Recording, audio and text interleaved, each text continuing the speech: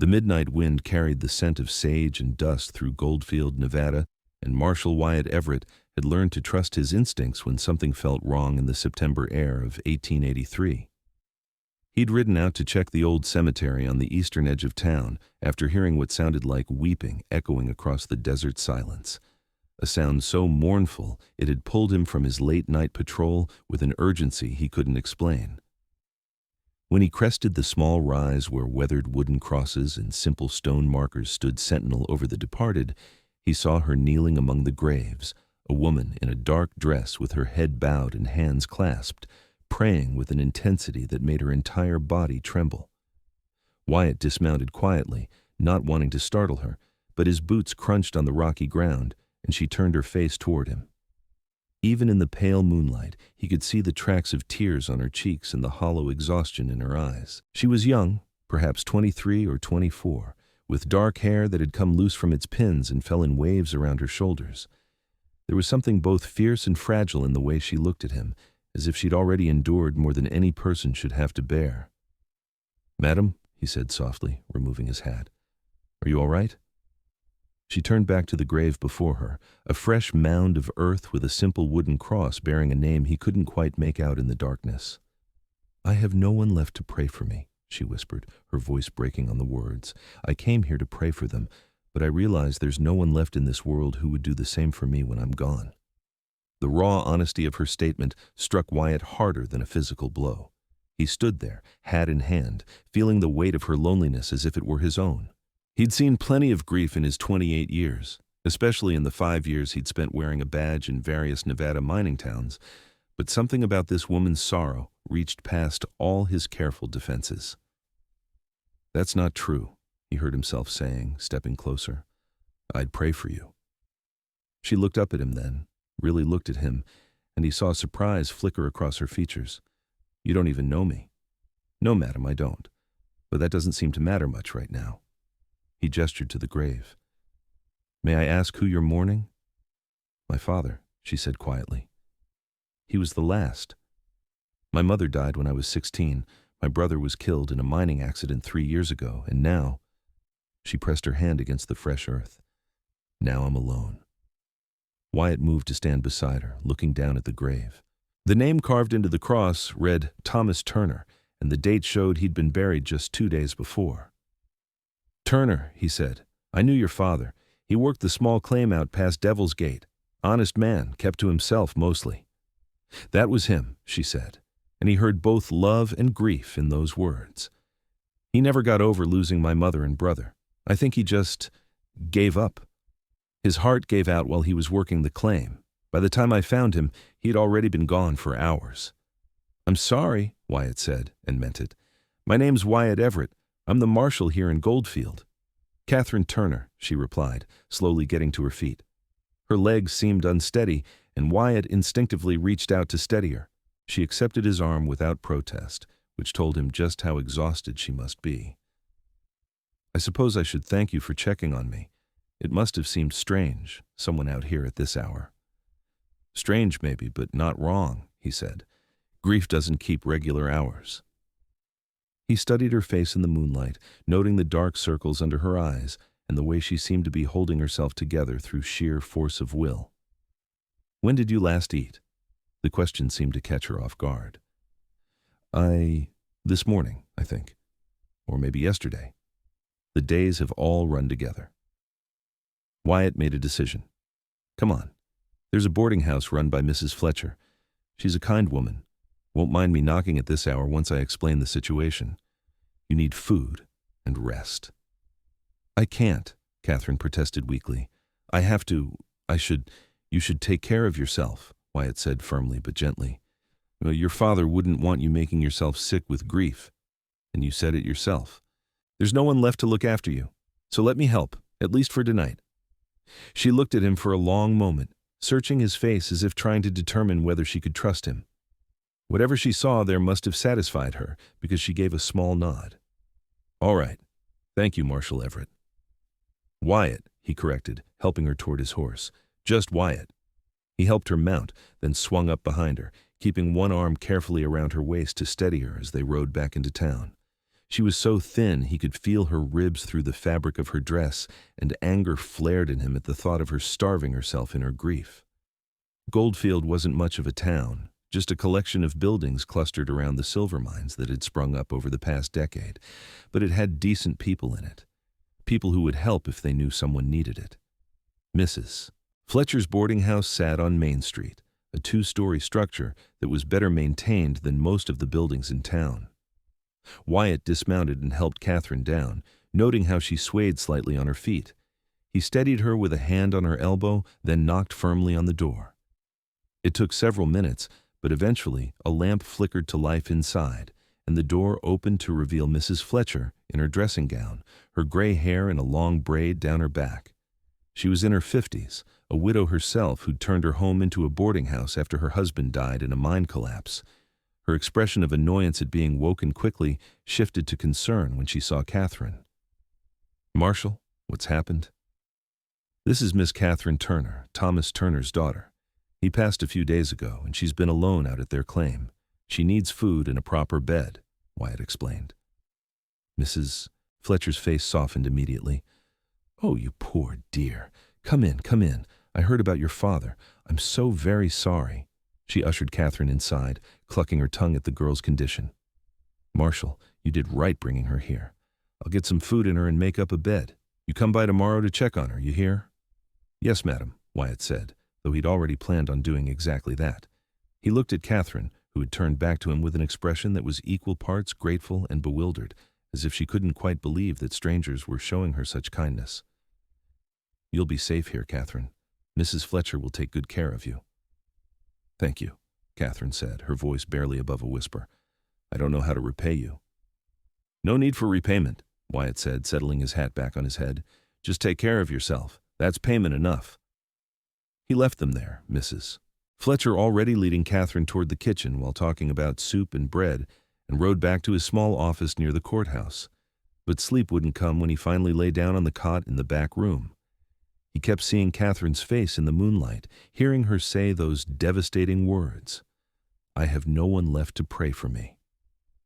Well, she had someone now, whether she knew it or not. Wyatt had learned long ago that a lawman's duty didn't end with keeping the peace. Sometimes it meant looking after the ones who had no one else to look after them. The next morning dawned clear and hot, the way September days often did in Nevada before the real autumn chill set in. Wyatt made his usual rounds through town, checking in with the shopkeepers and breaking up an argument between two miners over a card game that had gone sour the night before. But his mind kept drifting back to the cemetery, to Catherine and her profound loneliness. Around noon, he made his way to Mrs. Fletcher's boarding house. The older woman answered his knock with a knowing smile. "I wondered when you'd show up. She's in the parlor doing some mending for me. I gave her one of my old dresses since hers was practically falling apart." "How is she?" Wyatt asked. "Better than last night, but that's not saying much. She ate like she was starving, which she probably was, and slept hard. But there's a hollowness in her eyes that worries me. That girl has lost everything, Marshal. It's going to take time for her to find her footing again." Wyatt nodded. "I'd like to talk to her if that's all right." "Of course it is. Go on in." He found Catherine sitting by the window in Mrs. Fletcher's parlor, mending a tear in a pillowcase with small, precise stitches. She looked up when he entered, and he was struck again by how pretty she was, even with grief written all over her features. In the daylight, he could see that her eyes were a deep brown, almost the color of strong coffee, and her hair was a rich dark brown that caught hints of red in the sunlight streaming through the window. "Marshal Everett," she said, setting down her mending. "I wanted to thank you properly for last night. I don't know what I was thinking, going out there alone at that hour." "You were grieving," Wyatt said, taking a seat across from her. "And call me Wyatt, please. I wanted to check on you, make sure you were all right." "Mrs. Fletcher has been very kind. I've been helping her with some chores to earn my keep." "About that," Wyatt said. "What are your plans now? Do you have any other family anywhere else you could go?" Catherine shook her head. "No, both my parents were only children, and their parents are long gone. I suppose I'll have to figure something out. My father's claim might be worth something, though it never produced much. Maybe I could sell it, use the money to start over somewhere." "Can you work the claim yourself?" Wyatt asked, though he already knew the answer. Mining was brutal work, not suited for a woman alone, and a claim that hadn't been producing well wouldn't attract buyers easily. "No," Catherine admitted, "I don't have the strength for it, and even if I did, it's not safe for a woman alone out there. I've been thinking maybe I could find work in town. I can sew, cook, clean. Surely someone needs help with something." Wyatt considered this. Goldfield wasn't a large town, and opportunities for respectable work were limited. Most of the women here were either married to miners, ran boarding houses or restaurants, or worked in the saloons. He didn't like the thought of Catherine ending up in the latter situation. "There might be something at the general store," he said. "Old Mr. Hastings has been complaining about needing help keeping the place organized, and Mrs. Chen at the restaurant has been looking for someone to help with the cooking and serving. Let me talk to them, see if I can line something up for you." Catherine's eyes widened. "You'd do that for me?" "Why?" It was a fair question, and Wyatt took a moment to consider his answer. "Because you need help, and I'm in a position to provide it, and because when you said you had no one left to pray for you, it struck me that too many people in this world end up alone when they shouldn't have to be. Goldfield might not be much, but the people here look after their own." "I'm not one of your own," Catherine said quietly.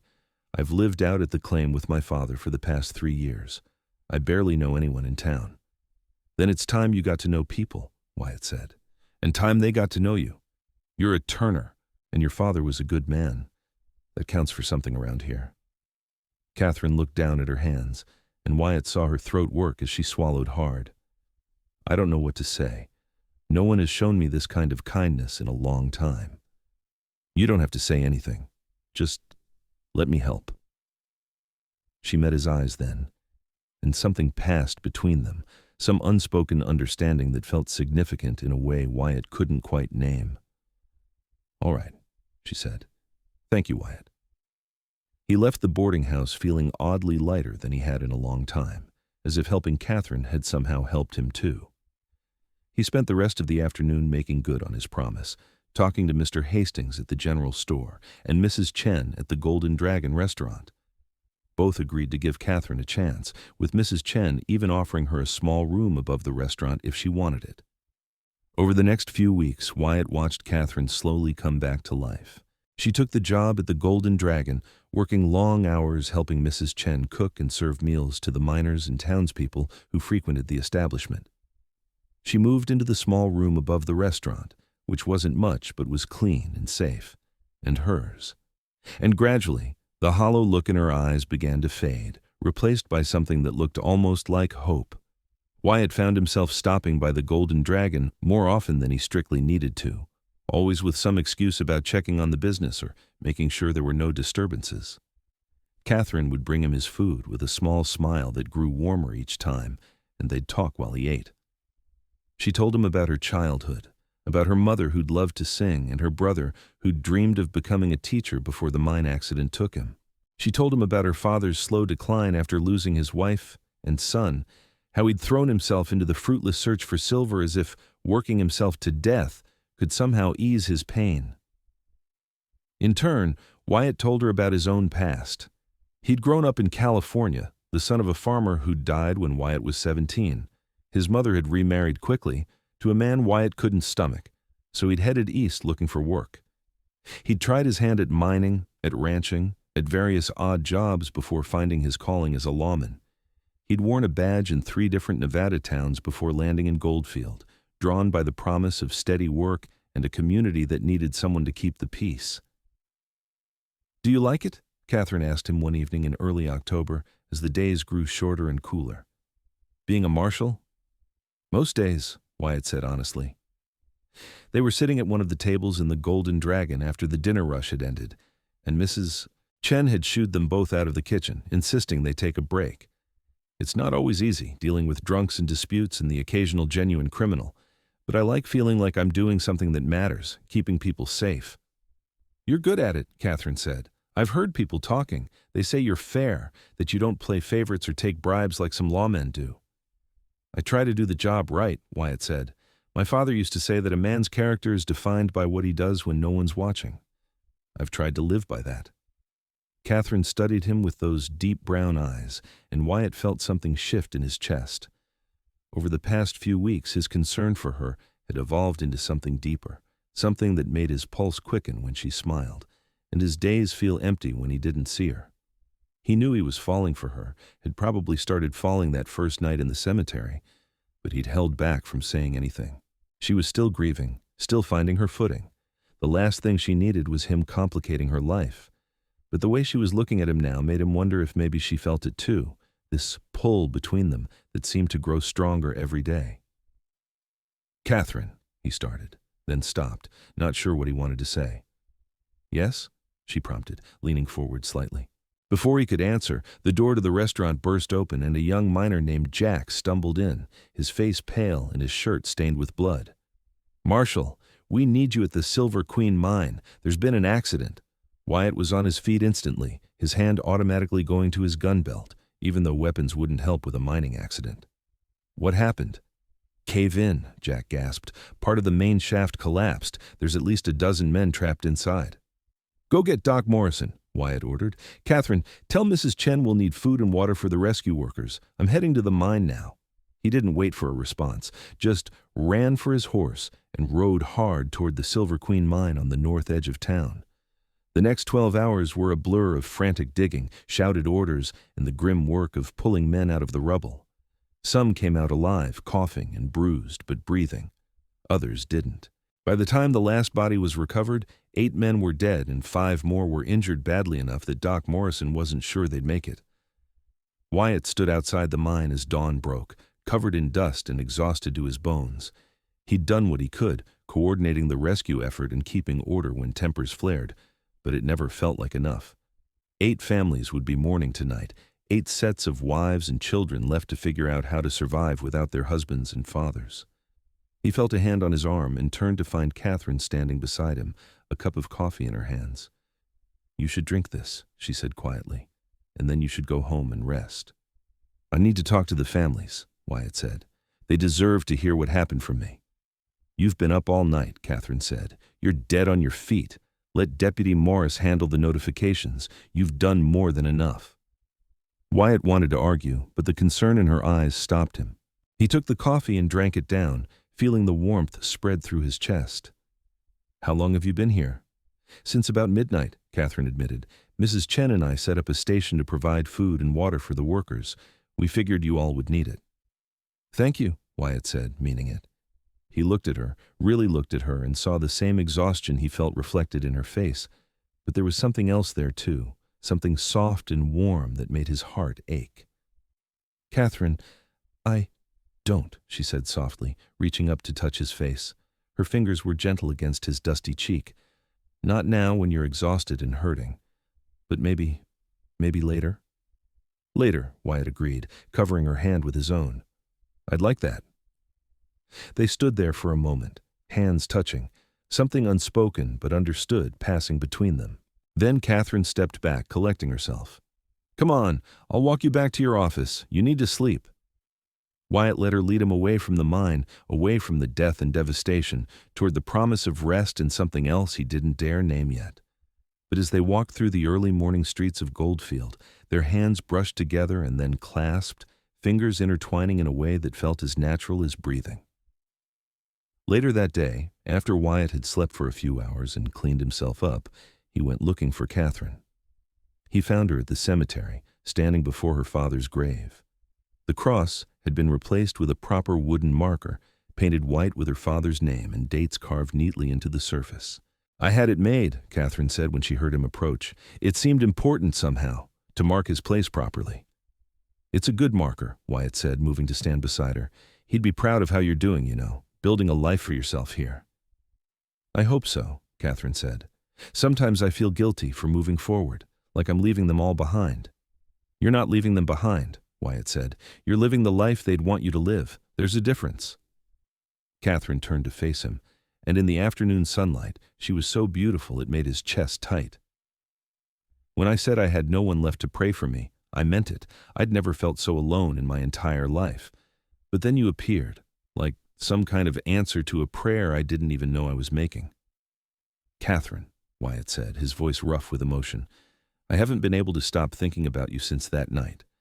I tried to keep my distance, to give you time to grieve, but the truth is I've been falling for you a little more every day, And if that's too much too soon, you can tell me to back off and I will. But I needed you to know." She looked at him for a long moment, her eyes shining with unshed tears. Then she stepped forward and kissed him, her hands coming up to cup his face as his arms wrapped around her waist. It was a gentle kiss, tentative and sweet, but it held the promise of something deeper, something that could grow into forever if they let it. When they finally pulled apart, both of them were breathing hard. "I've been falling for you too," Catherine whispered. "I didn't think I could feel this way again, not after losing everyone. But you make me believe that maybe I can have a future, that maybe I don't have to be alone." "You're not alone," Wyatt said firmly, pressing his forehead against hers. "Not anymore. I'm here, and I'm not going anywhere." They stayed in the cemetery until the sun began to set, talking quietly about everything and nothing, making plans and sharing dreams. Wyatt told her about his hope of maybe buying some land someday, building a small ranch where he could raise horses. Catherine told him about her love of reading, how she'd always dreamed of having a whole library full of books. They talked about the future, carefully, neither wanting to move too fast but both aware that something significant was happening between them. As autumn deepened into winter, their relationship grew and strengthened. Wyatt made it clear to everyone in town that Catherine Turner was under his protection, which meant the rougher elements knew to treat her with respect. They went for walks together when Wyatt's schedule allowed, and he started taking his meals at the Golden Dragon every evening, staying late to help Catherine clean up after closing. Mrs. Chen watched their courtship with approval, often shooing them both out early so they could have time alone. Catherine would walk with Wyatt through the quiet streets of Goldfield, bundled in a warm coat Mrs. Fletcher had given her, talking about their days and learning the rhythm of each other's lives. In November, Wyatt took her to visit the piece of land he'd been saving to buy, a pretty stretch of valley about 5 miles outside of town, with a creek running through it and good grass for horses. "I've been putting money aside for 2 years now," he told her as they stood looking out over the land. "I'm hoping to make an offer on it come spring." "It's beautiful," Catherine said, and he could hear the longing in her voice. "You could build a good life here." "We could build a good life here," Wyatt corrected, taking her hand. "If you wanted to, that is. I know we haven't been courting that long. But Catherine, I'm sure about this. I'm sure about you. I want to marry you, build a home with you, spend the rest of my life with you. And I understand if you need more time, if this is too fast, but I needed you to know what I'm thinking about when I look at this land." Catherine turned to face him, her eyes bright with tears, but they were happy tears this time. "Yes," she said simply. "Yes to all of it. I want to marry you, Wyatt Everett. I want to build a home with you and spend my life with you. I've never been more sure of anything." Wyatt kissed her then, long and deep, pouring all his love and hope and promises into it. When they finally broke apart, both grinning like fools, he produced a small box from his coat pocket. Inside was a simple gold ring set with a small garnet, the deep red stone catching the weak winter sunlight. "It was my grandmother's," Wyatt said. "The only thing my mother let me take when I left home. I've been carrying it with me for years, waiting for the right person to give it to." Catherine held out her hand, tears streaming down her face now, and Wyatt slipped the ring onto her finger. It fit perfectly, as if it had been made for her. "I love you," she said, her voice breaking with emotion. "I love you so much it scares me." "Yeah, I love you too," Wyatt said, pulling her close. "And I promise you, Catherine, you're never going to be alone again. Whatever comes, we'll face it together." They married in December, in a simple ceremony at the small church in Goldfield. Mrs. Fletcher and Mrs. Chen stood up with them, and half the town turned out to witness the union. Catherine wore a dress that Mrs. Fletcher and several other women in town had worked together to make, pale blue silk with lace at the collar and cuffs. Wyatt wore his best suit, his badge polished to a shine and pinned proudly to his chest. When the preacher pronounced them husband and wife, Wyatt kissed Catherine like she was the most precious thing in the world, because to him, she was. The congregation applauded, and for the first time since her father's death, Catherine felt truly whole again. She had a family now, had a community that had embraced her, had a husband who loved her with a fierceness that still sometimes took her breath away. They spent their wedding night in a room at Mrs. Fletcher's boarding house, the older woman having insisted on preparing the nicest room for them as her wedding gift. Wyatt was gentle and patient with Catherine, making sure she felt safe and cherished as they came together as husband and wife. Afterward, they lay tangled together in the narrow bed, talking quietly about their hopes for the future.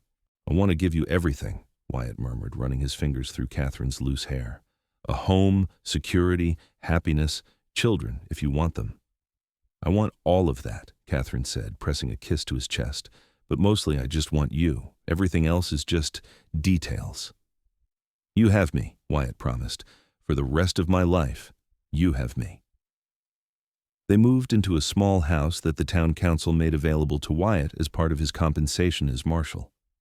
It wasn't much, just 3 rooms and a tiny kitchen, but Catherine made it into a home with curtains she sewed herself and furniture they collected piece by piece. Catherine continued working at the Golden Dragon, saving her wages toward the dream of buying the land Wyatt had shown her. Their first year of marriage was filled with the small joys and adjustments of learning to live together. They had their first argument over Wyatt's habit of leaving his muddy boots by the door, and their first makeup was sweet enough to make them both forget what they'd been fighting about. They celebrated their first Christmas together with gifts they'd made by hand, neither having much money to spare, but both putting thought and love into every stitch and carving. In the spring of 1884, Wyatt made his offer on the land outside town, and the owner accepted. They spent every spare moment over the next few months building a small house on the property, working alongside friends and neighbors who came out to help. By summer, they had a snug 2-room cabin with a good roof and a stone fireplace, and Wyatt had built a small barn for the horses he planned to raise. Catherine quit her job at the Golden Dragon, though she remained close friends with Mrs. Chen, and threw herself into making their new home comfortable. She planted a garden, started a small flock of chickens, and began collecting books for the library she dreamed of having. Wyatt bought his first 3 horses, mares with good bloodlines that he planned to breed, starting the ranch he'd always dreamed of building. In the fall, Catherine discovered she was pregnant. She told Wyatt one evening as they sat on the porch of their cabin, watching the sun set over the Nevada hills. "I'm going to have a baby," she said quietly, taking his hand and placing it on her still flat stomach. "Our baby." Wyatt's face went through a series of emotions so quickly, Catherine almost laughed. Shock, joy, fear, and then a fierce protectiveness that made her heart swell. "A baby," he repeated, his voice rough. "We're going to have a baby." "Are you happy?" Catherine asked, suddenly nervous. Happy?" Wyatt turned to her, cupping her face in his hands. "Catherine, I'm terrified and thrilled and so grateful I can barely breathe. You've given me everything I ever wanted and things I didn't even know I needed. A baby is just one more miracle." He kissed her then, tender and loving, and Catherine felt the last shadows of her old grief finally lift. She had a future now, a real future, with a man who loved her and a child on the way. She had a home and a community and a purpose. She was no longer the lost girl praying alone in a cemetery, with no one left to pray for her. The pregnancy was not easy. Catherine suffered from terrible morning sickness through the first few months, and Wyatt hovered over her anxiously, bringing her water and crackers and trying to help however he could. As she grew bigger, she found it harder to do the daily chores, and Wyatt took over much of the work around the ranch, rising before dawn to care for the horses and tend the garden before riding into town for his marshal duties. Dr. Morrison checked on Catherine regularly, his experienced eye noting that while she was small and the pregnancy was hard on her body, both mother and baby seemed healthy. "First babies are often the hardest," he told them, "but Mrs. Everett is strong. She'll come through this just fine." In May of 1885, Catherine went into labor on a warm spring afternoon. Wyatt rode hell for leather into town to fetch Doc Morrison and Mrs. Fletcher, his heart in his throat the entire way. The labor lasted through the night and into the next morning, and Wyatt paced outside their bedroom door, praying harder than he'd ever prayed in his life. Finally, as the sun rose on a beautiful May morning, he heard the thin wail of a newborn baby. Mrs. Fletcher emerged from the bedroom, her face tired but smiling. "You have a son, Marshal, a healthy baby boy, and your wife is asking for you." Wyatt rushed into the bedroom to find Catherine propped up against the pillows, exhausted but radiant, holding a tiny bundle wrapped in a soft blanket. When she pulled back the blanket to show him their son, Wyatt felt his knees go weak. The baby was perfect, with a head full of dark hair and tiny fists waving in the air. "He's beautiful," Wyatt said, his voice choked with emotion. "Catherine, he's perfect." "Would you like to hold him?" Catherine asked, and Wyatt nodded, carefully taking the baby into his arms. The infant was so small, so fragile, and Wyatt felt the weight of responsibility settle over him like a mantle. This was his son, his child to protect and provide for and raise into a good man. "What should we name him?" Catherine asked. They'd discussed names during the pregnancy but hadn't settled on anything definite. Now, looking down at his son, Wyatt knew exactly what felt right. "Michael," he said. "Michael Thomas Everett, after your brother and your father." Catherine's eyes filled with tears. "Oh, Wyatt, that's perfect. They would be so honored." Little Michael Thomas Everett proved to be a healthy, hungry baby who kept his parents up at all hours. Catherine nursed him devotedly, and Wyatt tried to help however he could, walking the floor with the baby when he was fussy and changing diapers with an awkwardness that gradually became competence. The ranch work suffered a bit as Wyatt spent more time at home, but their neighbors understood and helped out when they could. As Michael grew from a tiny infant into a chubby, happy baby, Catherine and Wyatt fell into the rhythms of parenthood. They were exhausted and sometimes overwhelmed, but the love they felt for their son bound them even closer together. Wyatt would come home from his marshal duties to find Catherine singing to Michael as she rocked him, and the sight never failed to make his heart swell with gratitude. When Michael was 6 months old, Wyatt received word that the town council was considering appointing a second deputy, which would allow him to spend less time in town and more time on the ranch. The decision was made easier when a capable young man named Tom Peterson applied for the position. Wyatt hired him, spent a few weeks training him, and then gratefully reduced his own hours. The ranch began to prosper as Wyatt devoted more time to it. His mares produced strong foals that sold well, and he gained a reputation for breeding quality horses. Catherine managed the household and cared for Michael while also keeping detailed books of their finances and helping Wyatt make decisions about which horses to buy and sell. They made a good team, balancing each other's strengths and weaknesses. In the summer of 1886, Catherine discovered she was pregnant again. This time, she was less sick and more confident, having been through it before. Michael was walking now, a sturdy toddler with his father's gray eyes and his mother's dark hair, and Catherine wondered how she'd manage chasing after him while heavily pregnant. But Wyatt hired a young woman from town named Sarah to come help a few times a week, giving Catherine time to rest. Their second child, a daughter they named Clara Rose, was born in March of 1887. The labor was shorter this time, and Catherine came through it stronger than she had with Michael.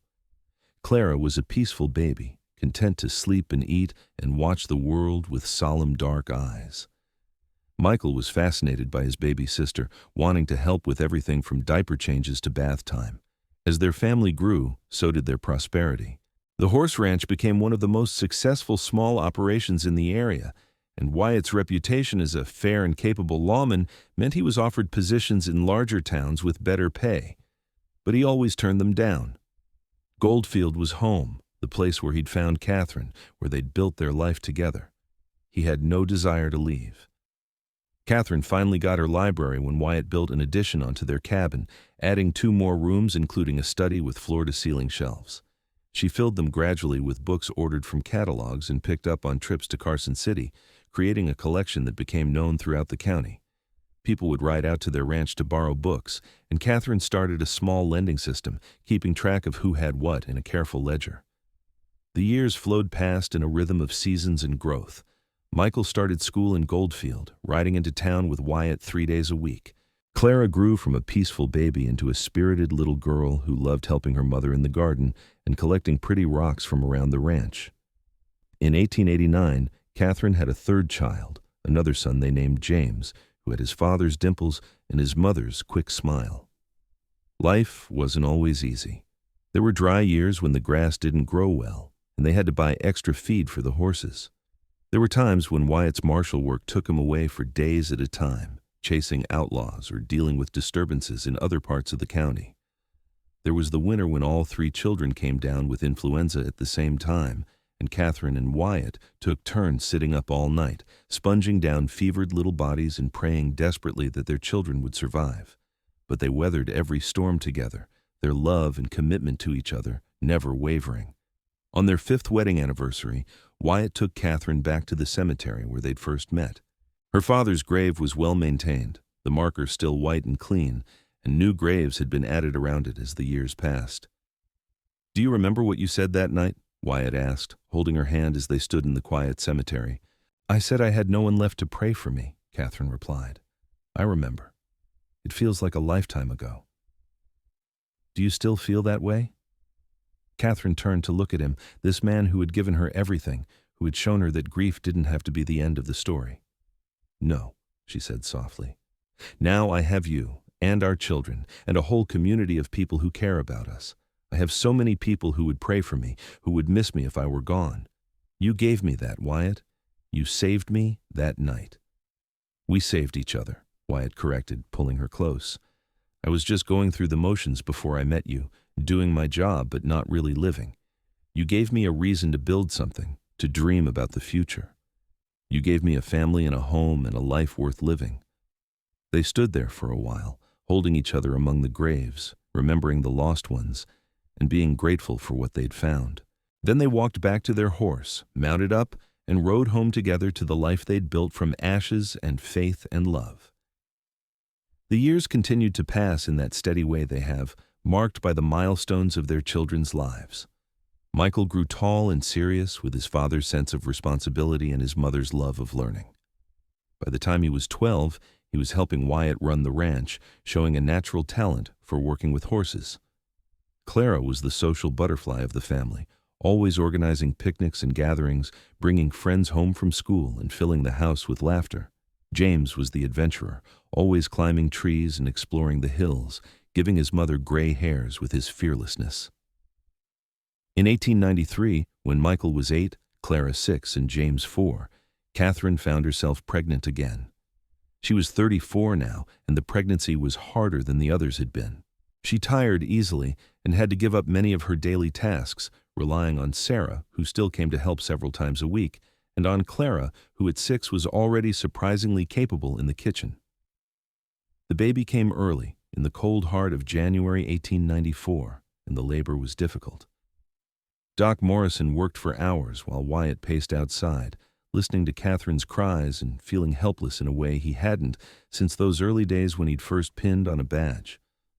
Finally, after what felt like an eternity, he heard a baby's cry, weaker than he remembered from the others, but still there. Doc Morrison came out looking exhausted. "You have a daughter," he said. "But Marshal, I need to be honest with you. The baby is small, very small, and she came early. The next few days will be critical, and your wife, she lost a lot of blood. She's going to need time to recover." Wyatt's heart sank, but he forced himself to stay calm. "Can I see them?" Of course." Catherine looked pale and drawn against the pillows, but her eyes were open and alert. She was holding a tiny bundle, even smaller than Wyatt remembered their other babies being. "Her name is Emma," Catherine whispered as Wyatt approached. "Emma Grace. I decided while I was in labor, she's a fighter, Wyatt. She's going to be fine." Wyatt looked down at his youngest daughter, this tiny, fragile creature, and felt his heart crack open with love. "She's beautiful," he said hoarsely. "And you're right. She's going to be just fine. You both are." It was a difficult few months. Emma was a weak baby who had trouble nursing and seemed to catch every illness that came around. Catherine recovered slowly from the birth, taking weeks before she could get out of bed for more than a few minutes at a time. Wyatt hired more help and spent as much time as he could at home, juggling his martial duties with caring for his family. But Catherine had been right. Emma was a fighter.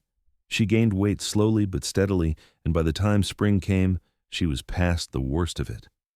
Catherine regained her strength, though Doc Morrison warned them privately that another pregnancy might be too risky. They accepted this news with gratitude for the 4 healthy children they had, deciding that their family was complete. As Emma grew, she proved to be the most like Catherine in temperament, quiet and thoughtful, happiest when curled up with a book. She adored her older siblings, following Michael and Clara around like a devoted puppy and letting James include her in his adventures as soon as she was old enough to keep up. By 1898, Michael was 13 and already taller than his mother, helping his father run the ranch with increasing competence. He'd developed his father's calm, steady presence and was popular with the other young people in Goldfield. More than one set of parents had hinted that they'd be pleased if Michael showed interest in their daughters, but he seemed oblivious to the hints, more interested in horses than in girls. Clara, at 11, was turning into a beauty, with her mother's dark eyes and a smile that lit up rooms. She had a gift for music and played the piano at church on Sundays, having learned from Mrs. Fletcher, who had taken on teaching piano to supplement her boarding house income. Clara talked constantly about wanting to become a teacher, about traveling to San Francisco for proper training. James, at 9, was the wild child, always coming home with scraped knees and torn clothes from whatever adventure he'd been on. He had no fear, which both delighted and terrified his parents. Wyatt taught him to ride as soon as he was old enough, hoping that having a horse would keep him closer to home. It worked somewhat, though James still had a tendency to explore further than he was supposed to. Emma, at 4, was the baby everyone doted on. She'd grown into a healthy, bright child who loved stories and could sit for hours listening to her mother read. She was Catherine's constant companion, helping in the garden and learning to sew, content with the quiet domestic rhythms that some of her more adventurous siblings found boring. On a warm June evening in 1898, the whole family gathered on the porch after dinner, watching the sunset over the Nevada hills. It had become a tradition, this evening time, when they'd sit together and talk about their days. Wyatt sat with Emma on his lap, Catherine beside him with James leaning against her shoulder. Michael and Clara occupied the porch steps, engaged in some teasing conversation about a boy at school who'd pulled Clara's braids. "Papa," Emma said suddenly, looking up at Wyatt with her serious dark eyes, "tell the story about how you and Mama met." It was a story they'd heard dozens of times, but the children never seemed to tire of it. Wyatt looked at Catherine, who smiled and nodded. "Well," he began, "it was a September night in 1883, and I was out on patrol." He told the story as he always did, about hearing weeping in the cemetery, about finding Catherine there, praying over her father's grave, about her saying those devastating words, "I have no one left to pray for me." The children listened raptly, even though they knew every word. "And then what happened?" Emma prompted, right on cue. "Then I promised your mama that I would pray for her," Wyatt said, hugging Emma close.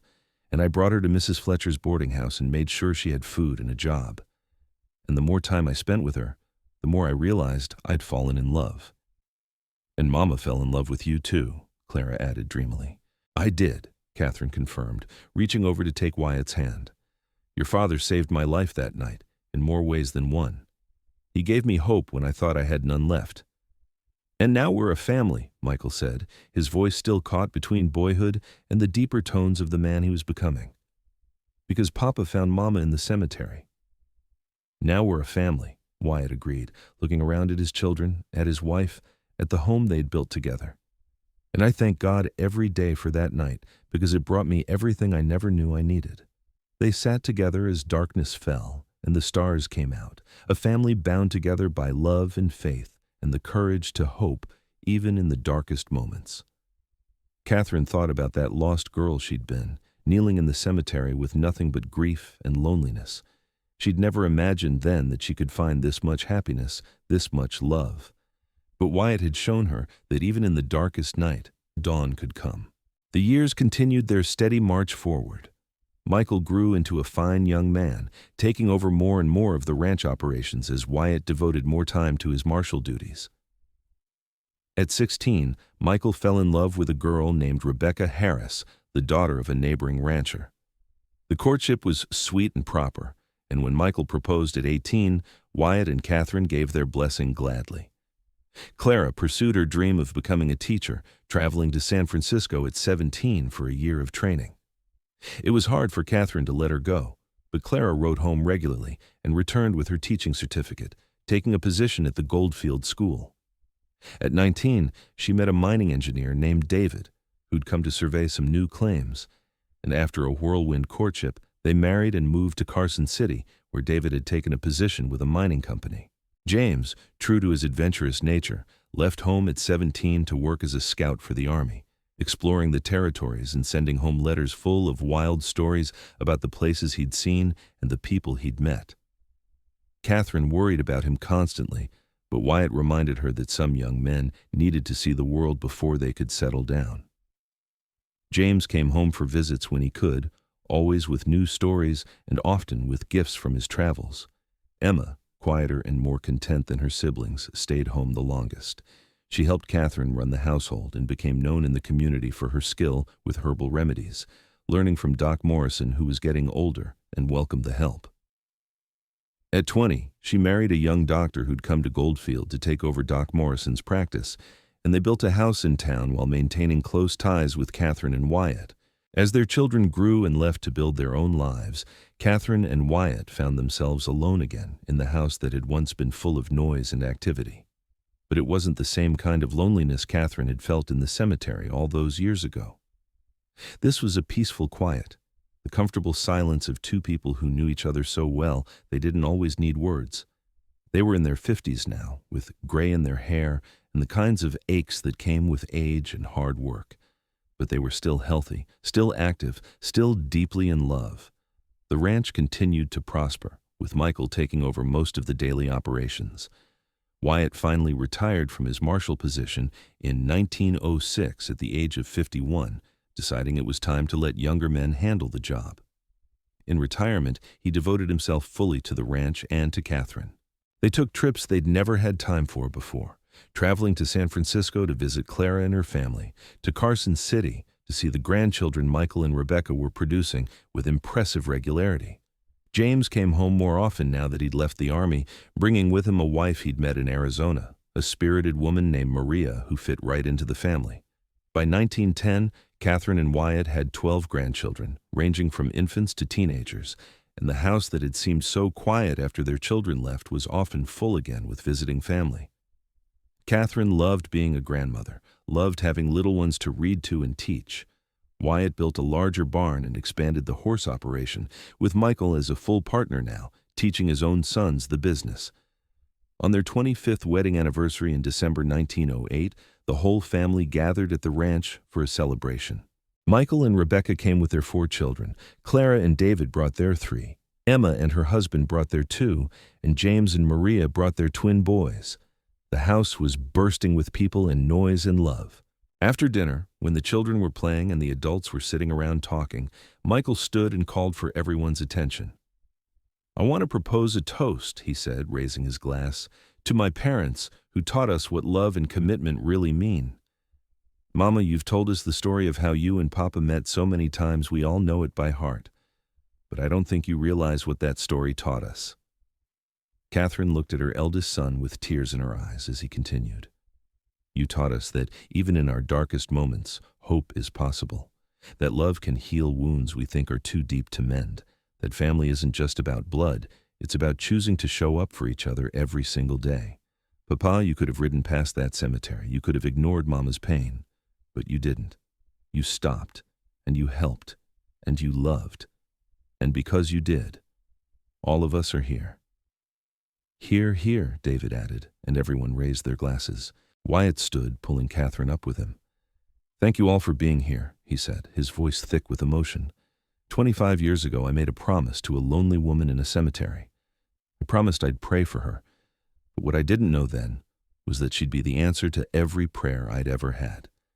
Catherine gave me a life I never dreamed possible. She gave me all of you.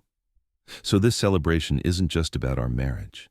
It's about the family we've built together, the love that started on one dark night and grew into something bigger and more beautiful than either of us could have imagined." He turned to Catherine, taking both her hands in his. "I love you," he said simply. "I loved you that first night in the cemetery. I loved you on our wedding day, and I love you more with every year that passes. You're my heart, Catherine. You always will be." Catherine couldn't speak past the lump in her throat, so she just kissed him, long and sweet, while their children and grandchildren applauded and cheered. When they finally broke apart, both of them laughing and crying at the same time, Emma stood and began to play the piano, and Clara started singing, and soon everyone was joining in, filling the house with music and joy. Later that night, after everyone had gone to bed or headed home, Catherine and Wyatt sat on their porch as they had so many times before, wrapped in blankets against the December cold. "Do you ever think about that night?" Catherine asked quietly. "About who we were then?" "Sometimes," Wyatt admitted. "I think about the girl you were, so lost and alone, and I think about how lucky I was to find you." "I was lucky you found me," Catherine corrected. "If you hadn't stopped, if you hadn't cared enough to help, I don't know what would have happened to me." "You would have survived," Wyatt said with certainty. "You're stronger than you give yourself credit for. But I'm glad I stopped. I'm glad I got to be part of your life, got to watch you heal and grow and become the incredible woman you are." Catherine leaned her head on his shoulder, looking up at the stars that blazed overhead in the cold, clear night. "I used to think that losing my family was the worst thing that could happen to me, and it was terrible, truly awful. But if I hadn't lost them, I wouldn't have been in that cemetery. I wouldn't have met you. I wouldn't have our children and grandchildren, and I can't wish that away, even though I still miss my parents and my brother." "They'd be proud of you," Wyatt said, "of the life you've built, the woman you've become." "I hope so," Catherine said. "I hope they're looking down and seeing that I'm happy, that I found love again, that I have people who pray for me now, so many people who care." They sat in comfortable silence, watching the stars and holding each other, two people who had found each other in the darkness and built a lifetime of light together. The wind whispered through the Nevada hills, carrying the scent of sage and horses and home. The years rolled on with their steady rhythm. Wyatt and Catherine watched their grandchildren grow, attended more weddings as those grandchildren came of age, and eventually welcomed great-grandchildren into the family. The ranch continued to prosper under Michael's management, becoming one of the most respected horse breeding operations in Nevada. In 1915, when Catherine was 56 and Wyatt 60, they took a trip back to the cemetery where they'd first met. It had grown considerably over the years, with many more graves than there had been that September night in 1883. Catherine's father's marker was weathered now, but still standing, and they spent some time there, tidying the grave and telling him about all that had happened since he'd passed. "I wish he could have known you," Catherine said as they stood hand in hand by the grave. "He would have loved you." "I wish I'd known him better too," Wyatt said, "but I like to think that somehow he knows, that he can see how happy you are, how well we've done." They walked through the cemetery together, noting the names they recognized, remembering the people who had been part of their lives in Goldfield. Mrs. Fletcher had passed 5 years earlier, at the age of 82, still running her boarding house until the very end. Doc Morrison had followed her a year later. Mr. Hastings from the general store was here, and several miners Wyatt had known, and the young deputy who'd worked with him for a few years before being killed in a shooting. "So many lives," Catherine murmured. "So many stories." "And we've been blessed to be part of so many of them," Wyatt said. "This town gave us everything, Catherine. It gave us each other and a place to build our life. I'm grateful for every moment." As they turned to leave the cemetery, Catherine paused at the entrance, looking back at the graves scattered across the hillside. "Do you remember what I said that night?" she asked. "About having no one to pray for me?" "I remember," Wyatt said softly. "I want you to know that I'll pray for you," Catherine said, turning to look at him with fierce love in her eyes. "Every day for the rest of my life, however long that may be. And when I'm gone, our children will pray for both of us, our grandchildren and great-grandchildren. We've built something that will last, Wyatt, a family that will remember us, that will carry our love forward." "I know," Wyatt said, pulling her close, "and I'll pray for you too, for as long as I have breath. We saved each other, Catherine. We gave each other a life worth living." They rode back to their ranch as the sun set behind the Nevada mountains, painting the sky in shades of gold and red. The house that awaited them was quiet, with just the two of them and the memories of all the life they had lived within its walls. But it was a good quiet, a peaceful quiet, the kind that came from a life well lived and love well earned. Catherine and Wyatt Everett lived out their days on that ranch, surrounded by family and friends, watching their legacy grow and flourish. They celebrated 50 years of marriage in 1933, a remarkable achievement that brought family from all over the West to honor them. By then, they had 23 grandchildren and 18 great-grandchildren, with more on the way. Wyatt passed peacefully in his sleep in the spring of 1935, at the age of 80. He'd spent his last day working with the horses he loved, had dinner with Catherine, and told her he loved her before going to bed. When Catherine woke the next morning and found him gone, her heart broke even as she was grateful that he'd had such a good death, peaceful and quick. She buried him in the Goldfield cemetery not far from her father's grave. The entire town turned out for the funeral, 3 generations of Everett children standing with her as they laid him to rest. And as Catherine stood there, looking down at the grave of the man who had been her everything, she remembered that night so long ago when she'd been kneeling in this same cemetery, broken and alone. "I have no one left to pray for me," she'd said then, never imagining that the stranger who appeared that night would become her whole world, that he would give her a lifetime of love, a family that stretched across generations, a legacy that would endure long after they were both gone. "I'll keep praying for you," she whispered to the fresh earth, "until we meet again." Catherine lived for another 5 years, surrounded by her children and grandchildren, telling stories about Wyatt and their life together. She passed away in her sleep in the summer of 1940, at the age of 81, and was buried beside her husband in the cemetery where their story had begun. On her headstone, her children had carved the words, "She prayed and love answered." And in the years that followed, the story of the cowboy who found a woman praying in the cemetery at midnight, and how she'd said, "I have no one left to pray for me," became part of Goldfield's history. It was a story told by grandmothers to grandchildren, a reminder that even in our darkest moments, hope is possible, that love can find us when we least expect it, that no one is ever truly alone if they have the courage to accept help when it's offered. The ranch continued to operate for 3 more generations, run by Everett descendants who kept the traditions Wyatt and Catherine had established.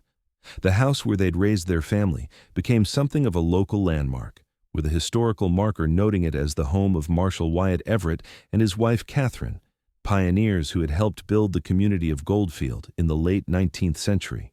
And sometimes, on quiet September nights when the wind carried the scent of sage across the desert, people said you could hear the sound of prayers being whispered in the old cemetery.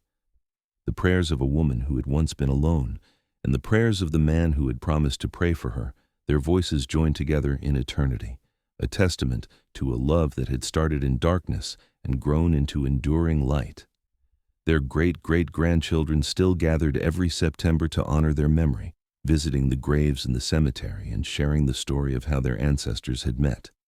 They told their own children about the importance of showing up for people in their darkest moments, about the power of love to heal even the deepest wounds, about the legacy that one act of kindness could create.